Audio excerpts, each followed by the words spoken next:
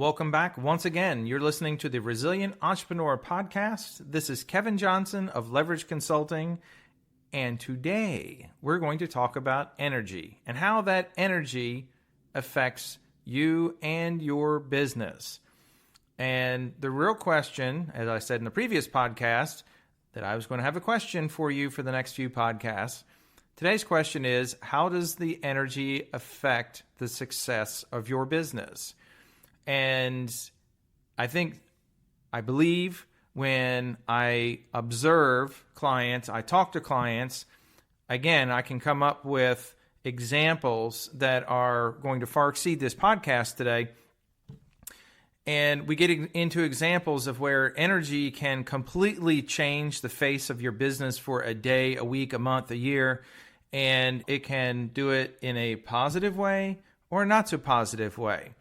And it always strikes me funny when I get around clients or get around some other folks, even when I'm the customer, and I hear comments like, "Oh, don't talk to me until 10 a.m. My coffee hasn't kicked in yet."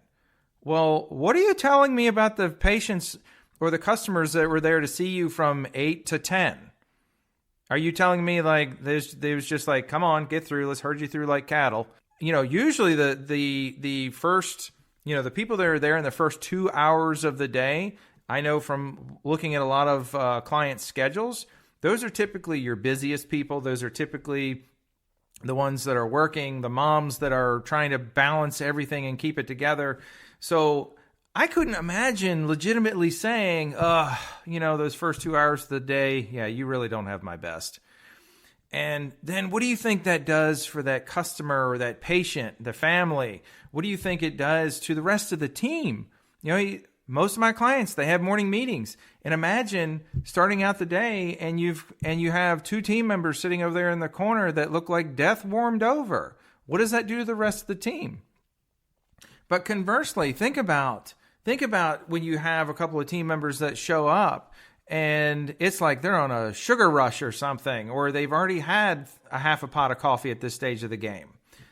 Imagine what that does to the rest of the team, and imagine what that does for the business. And interestingly enough, if over the years when I've had public speaking events, I've gone and spoke for organizations or teams or what have you, it's funny because numerous times I've had comments about, did you just get that shirt from the dry cleaners because it's so like crisp and there's not a wrinkle in it type thing.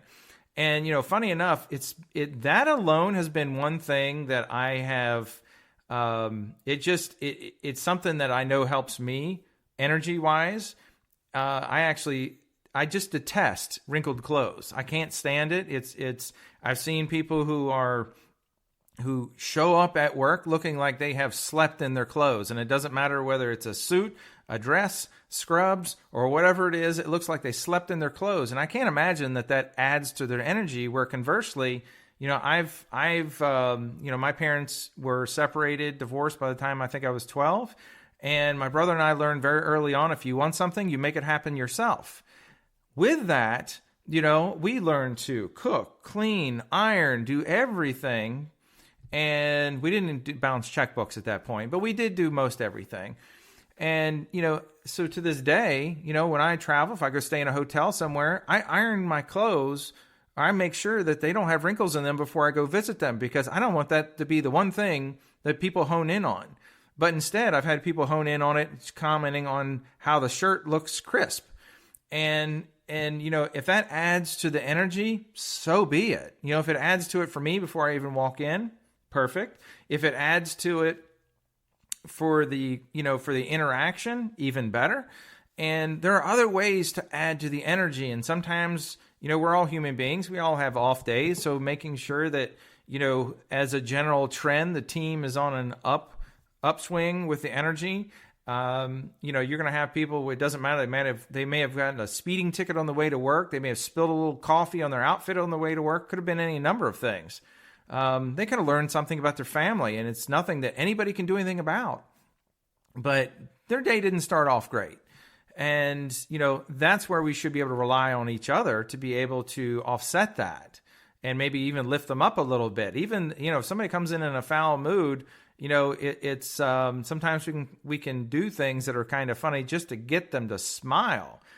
But all these things, the reason for the energy, the reason for focusing on the positivity is, let's face it, we're all in business. And let's also not forget the fact that we live with these people at work more than we do our own family. So you might as well have fun while you're there. You might as well have fun doing what you do for a living, whatever is that you do to earn the money that you make. You might as well have fun doing it, because then it seems a whole lot less like work.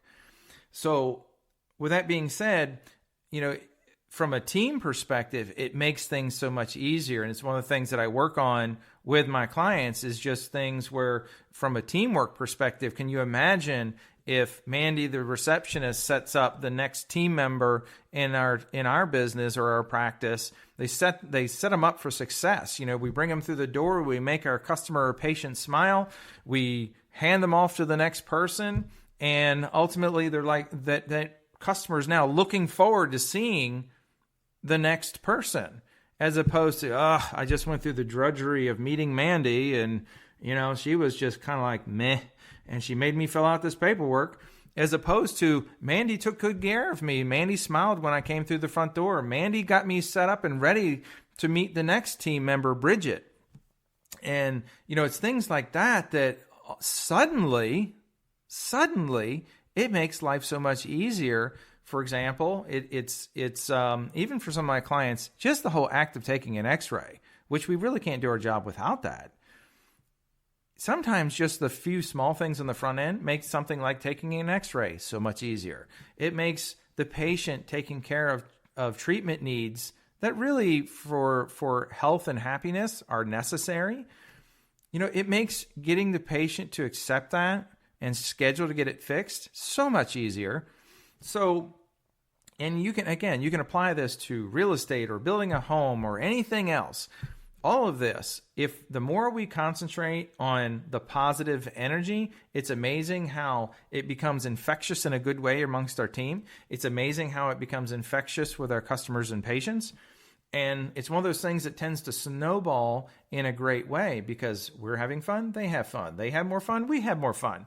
And it just continues to build.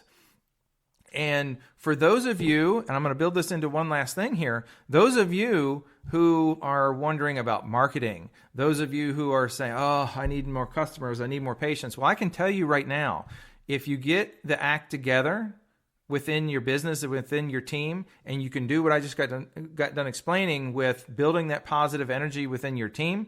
And sometimes that is a matter of systematizing certain things. So we're having fewer fires and fewer mishaps and things.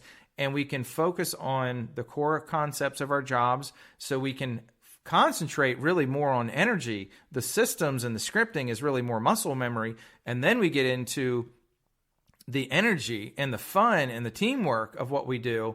Then that in itself is literally the cheapest and best marketing you will ever have, hands down. If people have a really good experience, if they walk in and they start smiling, and they walk out smiling or laughing, or they feel grateful that this is where they choose to come for their services or their needs, you've won. You'll have to do very little marketing. It's amazing. I listened to somebody else. This was an accountant the other day.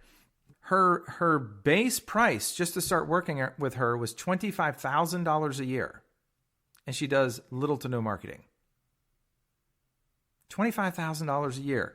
And interestingly enough, it was interesting listening to her, how she said she keeps it brief. She doesn't bore people with details, and she makes sure they see the value of what she's doing. And for some of them, when they're paying $25,000 a year, they see the value in it because they're saving so much.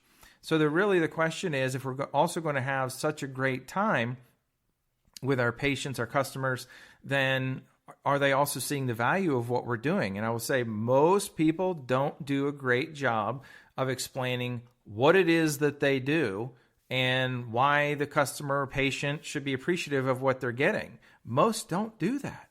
So that is your Resilient Entrepreneur podcast for today. As I said, I'm going to have more questions for you in the future. I hope this one was really thought-provoking. In fact, who knows? Maybe this is one that you take and play at one of your team meetings just to spark some conversation amongst your team. So with that, stay tuned. I'll have another question for you in the upcoming podcast.